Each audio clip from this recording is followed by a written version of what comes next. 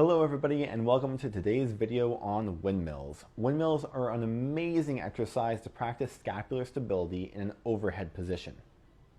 Let's look at the start position for this exercise. Start with your feet about double shoulder width apart. Make sure the quads stay engaged throughout the movement. Choose which side you want to start with and raise that hand over your head. You want to stack the wrist with the shoulder and keep the elbow locked by engaging the tricep muscle. The most important part of this movement is to keep that shoulder down and back. You want to make sure you maintain that position in the shoulder throughout the entire movement. Once you have the start position, simply touch the ground with your other hand and come back up. To make this movement easier, you can add a chair or an elevated surface to help you if you can't reach the ground.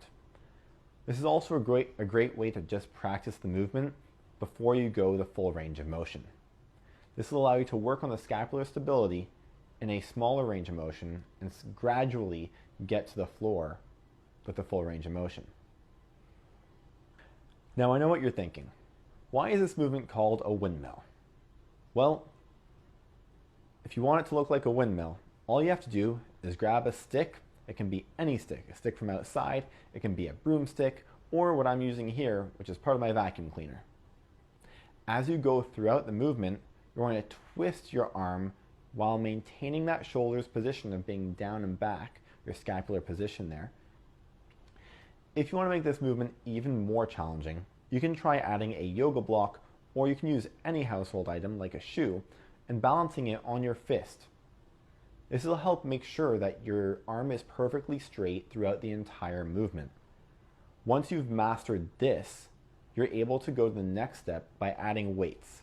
This can be either a dumbbell or a kettlebell or even a barbell if you want to do that. Keep in mind that when you start adding weights to the movement, you don't need to add that windmill rotation right away. You don't even have to add it at all. Stick to the basics of just keeping your wrist stacked to the shoulder throughout the movement and keeping your shoulder and your scapula down and back. This is an excellent exercise to add into your routine to practice scapular stability, especially if you're doing overhead movements in your workout. I highly recommend sticking to about 5 to 10 reps per side to start, and as you add weight, feel free to go down to even something like 3 repetitions. You don't have to do anything too crazy. Thanks for watching, and I'll see you in the next one.